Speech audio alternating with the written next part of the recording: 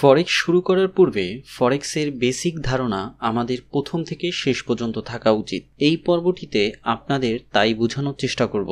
ভিডিওটি মনোযোগ সহকারে দেখবেন এবং শুনবেন। ফরেক্স করার জন্য প্রথমেই আমাদের প্রয়োজন পড়বে ইন্টারনেট সংযোগ সহ একটি কম্পিউটার এবং বাড়তি সাপোর্টের জন্য প্রয়োজন পড়বে মোবাইল ফোন।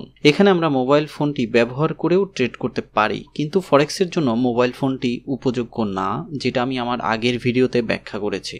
এরপরে আমাদের কিছু ডকুমেন্টের প্রয়োজন পড়বে, যেগুলো আমরা স্ক্যান করে এবং স্পষ্ট ছবি তুলে ফোল্ডার করে রাখব, কারণ এইসব ডকুমেন্ট দিয়ে আমাদের অ্যাকাউন্টগুলো ভেরিফাই করতে হবে।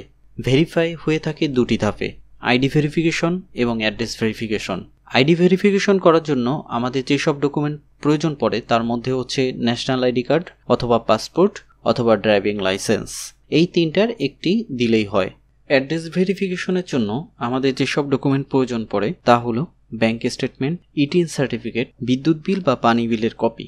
ব্যাংক স্টেটমেন্ট আমাদের লাস্ট 2 মাসেরটা সংগ্রহ করতে হয়, সিল এবং সিগনেচার সহ এক পাতায়। লাস্ট 2 মাসের বলতে চলতি মাস থেকে আগের মাস, মানে বর্তমান মাস এবং তার আগের মাসেরটা স্টেটমেন্টটা ব্যাংক থেকে তুলে নিয়ে আসতে হয় সিল সিগনেচার সহ। দ্বিতীয়ত থাকতেছে হচ্ছে ইটিন সার্টিফিকেট। ইটিন সার্টিফিকেটটা আমাদের সংগ্রহ করতে হবে হচ্ছে অনলাইনে রেজিস্ট্রেশনের মাধ্যমে। এটি নিয়ে আমার চ্যানেলে একটি ভিডিও আছে, সময় করে দেখে নিতে পারেন। 3 নম্বরে চলে আসতেছে বিদ্যুৎ বিল বা পানি বিলের কপি। সেই ক্ষেত্রে যদি আপনার থাকে তাহলে সবচাইতে বেটার, আর আপনার যদি না থাকে তাহলে বেশিরভাগই থেকে থাকে বাবা এবং মায়ের। যদি বাবা মায়ের থেকে থাকে তাহলে তাদের এনআইডি দিয়েই আপনাকে অ্যাকাউন্ট খুলে ওভাবেই আপনাকে অ্যাড্রেস ভেরিফিকেশন করতে হবে। তার মানে হচ্ছে আপনার বাবা মার আইডেন্টি ব্যবহার করে আপনাকে ব্রোকারে বা আপনাকে পেমেন্ট গেটওয়েতে অ্যাকাউন্ট করে ভেরিফাই করে তারপরে ট্রেড করতে হবে, যদি আপনারটা না থাকে অ্যাড্রেস ভেরিফিকেশনের কোনো ডকুমেন্ট। সেই ক্ষেত্রে তো আমাদের কাজ করার জন্য দরকার একটি বাজার, সেই বাজারটি হলো ব্রোকার। আর ব্রোকারে টাকা লেনদেন করার জন্য যে মাধ্যমটি দরকার সেটা হচ্ছে আমাদের অনলাইন পেমেন্ট গেটওয়ে। এখন জেনে নিই অনলাইন পেমেন্ট গেটওয়ে কাকে বলে এবং কি কি। তার আগে আমি একটু ব্যাখ্যা করি। যেমন আমাদের দৈনন্দিন জীবনে লেনদেনের জন্য আমি আপনাকে টাকা পাঠাবো বা আপনি আমাকে টাকা পাঠাবেন, সেক্ষেত্রে কি হয়, আপনি ঢাকায় আছেন, আমি বাগেরহাটে আছি, সেই ক্ষেত্রে আমরা বিকাশ, রকেট, ব্যাংকের মাধ্যমে আপনাকে টাকা পাঠাচ্ছি বা আপনি আমাকে পাঠাচ্ছেন, তাই তো? সেম জিনিসটা যখন আমরা অনলাইনে করতে যাব, অনলাইনে করতে গেলে বিকাশ, নগদ, রকেট, ব্যাংক এই মাধ্যম হতে কিন্তু আমরা লেনদেন করতে পারবো না, কারণ এগুলো হচ্ছে লোকাল ট্রানজ্যাকশন। ব্যাংক বলেন, লোকাল ট্রানজ্যাকশন, মোবাইল ব্যাংকিং বলেন, যেটাই বলেন না কেন, যখন আমরা অনলাইনে পেমেন্ট করতে যাব তখন ইন্টারন্যাশনাল পেমেন্ট গেটওয়ে হতে হবে, মানে এক দেশ থেকে আর এক দেশে পেমেন্ট করা যায় এই রকমের মাধ্যম হইতে হবে। এইসব মাধ্যমগুলোকেই বলে হচ্ছে অনলাইন পেমেন্ট গেটওয়ে। এবং এই সব যে পেমেন্ট গেটওয়ে আছে এগুলো এক একটা ব্যাংক, সোজা কথা, যেমন আমাদের ইসলামী ব্যাংক, ডাচ বাংলা ব্যাংক, ইভিভিএল ব্যাংক, তারপর আইএফআইসি ব্যাংক, এরকমের যে রকমের ব্যাংক আছে দেশে, সেই রকমের ব্যাংক অনলাইনের ক্ষেত্রে ওইগুলোন কোনগুলোন, সেগুলো হচ্ছে PayPal, Payoneer, Skrill, Neteller, Perfect Money, WebMoney. এর মধ্যে আবার অনেকে সার্ভিস দিয়ে থাকে, মাস্টার কার্ড, ভিসা কার্ডের সার্ভিসটা দিয়ে থাকে। আর ক্রিপ্টো রিলেটেড ওয়ালেট কোনগুলোন, সেগুলো হচ্ছে কয়েনবেস, ব্লকচেইন, বিনান্স, এইগুলো হচ্ছে ক্রিপ্টো রিলেটেড। তো আমাদের দরকার হচ্ছে মূলত যেগুলোনের মাধ্যমে আমরা ফরেক্সে ডিপোজিট করতে পারবো, উইথড্র করতে পারবো, বা ফ্রিল্যান্সিং কাজের জন্য যেগুলো ব্যবহার করা হয় ওইগুলো আমাদের অ্যাকাউন্ট খুলতে হবে। এরপরে আপনি চাইলে ক্রিপ্টোটা খুলতে পারেন, অনেকেই ক্রিপ্টো নিয়ে কাজ করে, কিন্তু বাংলাদেশে ক্রিপ্টোটা বৈধ না, যার কারণে এটার প্রতি আমি ফোকাস করি না। তো এই অনলাইন পেমেন্ট গেটওয়ে কাকে বলে এবং অনলাইন পেমেন্ট গেটওয়ের যে মাধ্যমগুলো আছে সেগুলো সম্পর্কে আমরা হালকা পাতলা পরিচিত হতে পারলাম। এবার আসি ব্রোকারের ক্ষেত্রে। ব্রোকার কাকে বলে? ব্রোকার হচ্ছে এমন একটা মাধ্যম যে মাধ্যমের মাধ্যমে আমরা আন্তর্জাতিক বাজারে দুটি মুদ্রার পরিবর্তনশীল স্থানে ট্রেড প্রদান করে লাভ লস করে ইনকাম করে থাকি বা লস করে থাকি। ব্রোকার পছন্দের ক্ষেত্রে আপনাকে বিচক্ষণ হতে হবে, নতুবা কিন্তু একেবারে পুরো ধরা। কারণ রেগুলেটেড ব্রোকার যদি না হয় এবং ব্রোকারের র্যাঙ্কিং যদি না থাকে, আপনার যে দেশে আছেন সেই দেশে যদি ওই ব্রোকারটা সাপোর্ট না করে থাকে, তাহলে সেই ব্রোকারে ইনভেস্টমেন্ট করা বা সেই ব্রোকারের ট্রেড করাটা হয়ে যাবে বোকামি। তো ব্রোকার নিয়ে আগামী পর্বে আমি বিস্তারিত আলোচনা করব। তো ব্রোকারের রেজিস্ট্রেশন ভেরিফাই করার জন্য আমাদের ওই যে ডকুমেন্টগুলোর কথা আমরা বলছিলাম সেই ডকুমেন্টগুলোর প্রয়োজন পড়বে। আর একটা জিনিস আমি বলতে ভুলে গেছি, সেটা হচ্ছে আমাদের যে পেমেন্ট গেটওয়েগুলো আছে সেগুলোও কিন্তু আমাদের ভেরিফাই করতে হবে। আপনি যখন একটা ব্যাংকে যাবেন, ব্যাংকে যাওয়ার পর অ্যাকাউন্ট খোলার চেষ্টা করবেন, লোকাল ব্যাংকই হোক, সেই ক্ষেত্রে আপনাকে কিন্তু কিছু ডকুমেন্টস দিয়ে ভেরিফাই করতে হয়, তারপরে আপনাকে সেই ব্যাংকে অ্যাকাউন্ট খুলতে পারবেন। সেম জিনিসটাই অনলাইনেও যখন আপনি কোনো ব্যাংকে অ্যাকাউন্ট খুলবেন, দ্যাটস মিন হচ্ছে Payoneer, PayPal, Skrill, Neteller, Perfect Money, WebMoney, এগুলো নিয়ে যখন অ্যাকাউন্ট খুলবেন তখনও কিন্তু আপনাকে সেম জিনিসটাই করতে হবে। আপনার ডকুমেন্টটা তাদের দিতে হবে এবং তারা ভেরিফাই করবে, দেন ওই অ্যাকাউন্টটা ব্যবহার করতে পারবেন। লিমিটেড অ্যাকাউন্ট কিছু কিছু ক্ষেত্রে ব্যবহার করা যায়, কিন্তু না করাটাই সবচাইতে ভালো।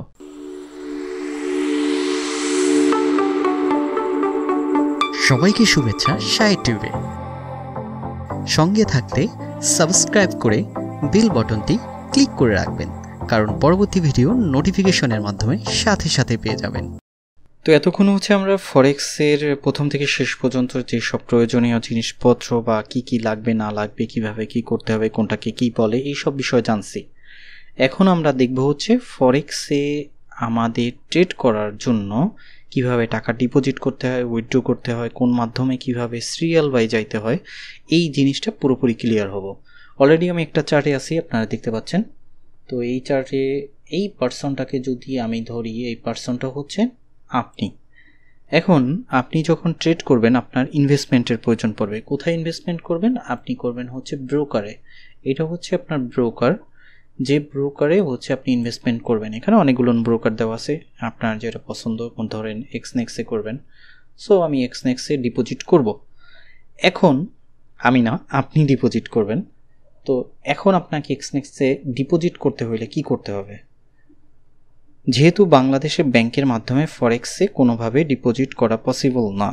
এখন অনেকে বলবেন যে না, আমি তো করতেছি ইন্টারনালভাবে, আমি ডিপোজিট করতেছি। এগুলো মানি লন্ডারিং ইস্যুর মধ্যে পড়ে যায় এবং এই সব ব্রোকারগুলো যে কোনো সময় মানি লন্ডারিং ইস্যুতে পড়তে পারে এবং আপনিও সমস্যার সম্মুখীন হইতে পারেন। এবং এগুলো হচ্ছে বেশিরভাগই লোকাল ব্রোকার। রেগুলেটেড ব্রোকারের মধ্যেও থাকে, কিন্তু রেগুলেটেড ব্রোকারে থাকে হচ্ছে ইন্টারনালভাবে, গোপনীয়ভাবে এটাকে পরিচালনা করা হয় এজেন্টের মাধ্যমে। বাট যেগুলো রেগুলেটেড ব্রোকার না, লোকাল ব্রোকার হয়ে থাকে, সেগুলো সরাসরি এগুলোকে শো অফ করে এবং সরাসরি বলে যে আপনি ব্যাংক থেকে ডিপোজিট করতে পারবেন, ব্যাংক থেকে উত্তোলন করতে পারবেন, আমাদের এজেন্ট আছে, আমাদের অফিস আছে, আমরা বাংলাদেশের শাখা, হ্যান ত্যান অনেক কিছু লেকচার দিয়ে আপনাদের বোঝানোর চেষ্টা করবে। সেই সব ব্রোকারই বেস্ট, কিন্তু সেই সব ব্রোকার অনেক ধরনের ঝামেলা থাকে। সেগুলো হচ্ছে বেশিরভাগই মার্কেট মেকার ব্রোকার। আর মার্কেট মেকার ব্রোকার কি এবং মার্কেট মেকার ব্রোকার কিভাবে কাজ করে সেগুলো আমরা আগামী পর্বে জানবো, যখন আমরা ব্রোকার সম্পর্কে বিস্তারিত জানবো সেই পর্বটিতে। এখন আমাদের এই ব্রোকারে ডিপোজিট করতে হবে। তো এই ব্রোকারে ডিপোজিট করার জন্য আমাদের যে জিনিসটা করতে হবে, হয়তোবা আমাদের অনলাইন হইতে ইনকাম করতে হবে, ফ্রিল্যান্সিং করে বা অনলাইনে টুকটাক বিভিন্ন ধরনের কাজ আছে সেগুলো করে আমাদের ডলার ঘুষাইতে হবে। কোথায়? নেটেলার, স্কিল, পারফেক্ট মানি বা ওয়েব মানিতে বা বিটকয়েনে। এখানে আমরা ডলারগুলো আনতে পারি ইনকাম করে, অনলাইনে যে কোনো ইনকাম করে এখানে আনতে পারি। আর আমরা যদি ইনকাম না করে থাকি সেই ক্ষেত্রে কী করতে হবে? যেসব পার্সন ফ্রিল্যান্সিং করে, যেসব পার্সন ফরেক্সের সাথে জড়িত, তাদের সাথে আমাদের কমিউনিকেশন করতে হবে। পার্সনটা ট্রাস্টেড কিনা সেটা আমাদের জানতে হবে। জানার পর তার কাছে কিন্তু ডলার থাকে, যেটা আমি এখান থেকে ইঙ্গিত করতেছি, দেখাচ্ছি আপনাদের চার্ট অনুযায়ী। তো তখন আমরা তার কাছ থেকে কিনে নেব। ধরেন আপনার প্রয়োজন $100। এখন আপনি কি করবেন? বাংলাদেশের লোকাল ব্যাংকের মাধ্যমে, রকেট, নগদ বা বিকাশ, যে কোনো মাধ্যমে প্রথমে কি করতেছেন, ওখানে আপনার নগদ বিকাশে টাকা ঢুকাচ্ছেন। দেন ওই টাকাটা ওই পার্সনকে আপনি সেন্ড করতেছেন। ওই পার্সনকে যখন সেন্ড করতেছেন, ওই পার্সন করতেছে কি, আপনার নেটেলার, স্কিল বা যেটাই থাকুক না কেন, নেটেলারটা স্ক্যাম করছে, নেটেলারটা আমরা বাদই দিই, স্কিল, পারফেক্ট মানি বা ওয়েব মানিতে সে আপনাকে ডলারটা পাঠায় দিচ্ছে। সো আপনার এইভাবে ডিপোজিট হচ্ছে। বা আপনি যখন ফ্রিল্যান্সিং করতেছেন বা অনলাইন থেকে কোনোভাবে ইনকাম করতেছেন, সেই ইনকামের টাকাটা আপনাকে যদি buyer, perfect Money, web money বা নেটেলারে, স্কিলে দিয়ে থাকে, তাহলে এখানে সরাসরি নিয়ে আসতে পারতেছেন। দেন এই ওয়ালেট থেকে, মানে এটা কিন্তু আমাদের সেই পেমেন্ট গেটওয়ে, যে পেমেন্ট গেটওয়ে নিয়ে কথা বলছিলাম, যে অনলাইনে কোনো ইনভেস্টমেন্ট করতে হলে, কোনো কিছু পেমেন্ট করতে হলে বা ইনকাম করে যে মাধ্যমে আনবেন, সেই পেমেন্ট গেটওয়ে, ইন্টারন্যাশনাল পেমেন্ট গেটওয়েগুলো কিন্তু এইটা। তো এই পেমেন্ট গেটওয়ে থেকে আমরা কি করতেছি? ব্রোকারে ঢোকার পর ব্রোকারে ডিপোজিট করতেছি। ব্রোকারে ডিপোজিট করার পর ব্রোকারে কিন্তু সেই ডলারটা অ্যাড হয়ে যাচ্ছে। অ্যাড হওয়ার পর আমরা কি করতেছি, ওই ব্রোকারের ভিতরে আমরা অ্যাকাউন্ট ক্রিয়েট করতেছি। সেটা হতে পারে সেন্ট অ্যাকাউন্ট, মিনি অ্যাকাউন্ট, বিভিন্ন ধরনের অ্যাকাউন্ট আছে। তো এই অ্যাকাউন্টগুলো ক্রিয়েট করার পরে ওই অ্যাকাউন্টে যখন ডলারটা ডিপোজিট হচ্ছে বা ট্রান্সফার করে নিচ্ছি, দেন আমরা ওই অ্যাকাউন্টটা লগ ইন করি হচ্ছে এই মাধ্যমে, এই সফটওয়্যারের মাধ্যমে, MT4 বা MT5 এর মাধ্যমে। এটা মোবাইল ভার্সনেও আছে, এটা পিসি ভার্সনেও আছে। কিছু কিছু ট্রেডিং প্ল্যাটফর্ম আছে যেখানে আপনি সরাসরি ওয়েব পেজের মাধ্যমেও আপনি ট্রেড করতে পারবেন। তো এখানে যখন আমরা টাকাটা পেয়ে যাচ্ছি, মানে ডলারটা পেয়ে যাচ্ছি, তখন আমরা এখানে কি করতেছি, আমরা এখান থেকে ট্রেড করতেছি। ট্রেড করার পর লাভ লস করার পর আমাদের এখানে কিন্তু ডলার জমা হচ্ছে। ধরেন আমার টোটাল $100 ঢুকাইছিলাম, দেন আমার হইল $200। এখানে হাতের লেখা কিন্তু ভালো আসে না ভাই, সো বুঝে নিন। তো এই $200 হইল। এখন এই 200 থেকে আমি যখন 100 আনবো, সেই 100টা কিভাবে আনবো? MT4 বা MT5 এই প্ল্যাটফর্মটা কিন্তু এই যে ব্রোকার আছে, ব্রোকারের সাথে অ্যাড, মানে আপনার এক্সনেক্সের যে ওয়েব ব্রাউজার আছে সেই ওয়েব ব্রাউজার সাথে এগুলো কিন্তু সংযুক্ত। এটা জাস্ট একটা প্ল্যাটফর্ম, যে প্ল্যাটফর্মে আপনি ট্রেড করতেছেন। তো আপনি যখনই এখান থেকে লস করবেন বা লাভ করবেন, সেটা অটোমেটিকলি ব্রোকারের ওই অ্যাকাউন্টেই অ্যাড হয়ে যাচ্ছে।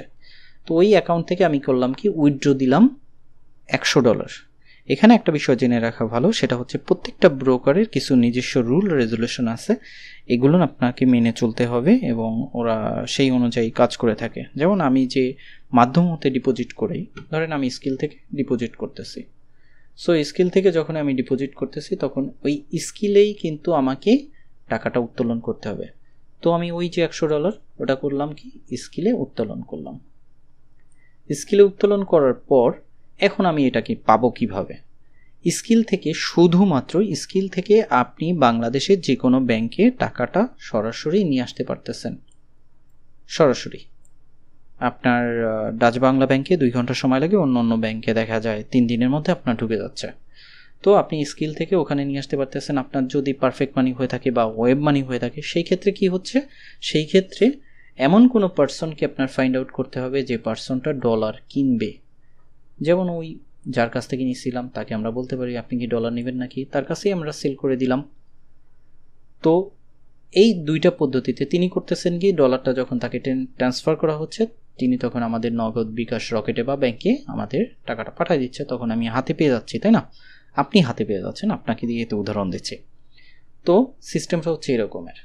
আমাদের যখন ব্রোকারে ডিপোজিট করতে হবে, কারো মাধ্যম হতে ডলার ঢুকাইতে হবে, নাইলে ফ্রিল্যান্সিং কাজ করে আমাদের Neteller, Skrill, Perfect Money, WebMoney যে মাধ্যমে আনতে চাই সেই মাধ্যমে ঢুকাইতে হবে। দেন ওখান থেকে আমরা ব্রোকারে ডিপোজিট করব। ব্রোকারে ডিপোজিট করার পর আমরা ওখান থেকে যদি কোনো লাভ করে থাকি, সেই লাভটাকে আমরা আবার আনতেছি আমাদের payment gateway, Neteller, Skrill, Perfect Money, WebMoney যে কোনো একটা মাধ্যমে নিয়ে আসলাম। যে মাধ্যম থেকে আমরা ডিপোজিট করছিলাম সেই মাধ্যমে আমরা নিয়ে আসলাম।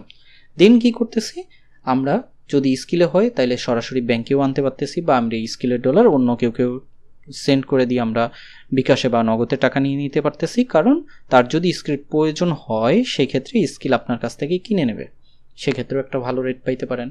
বা আপনি সরাসরি ব্যাংকে আনলেও সেখানেও আপনার সেফটি থাকতেছে, কারণ আপনার ব্যাংকে আপনার সরাসরি চলে যাচ্ছে। তো ফরেক্স মার্কেটটা মূলত হচ্ছে এইভাবে কাজ করে।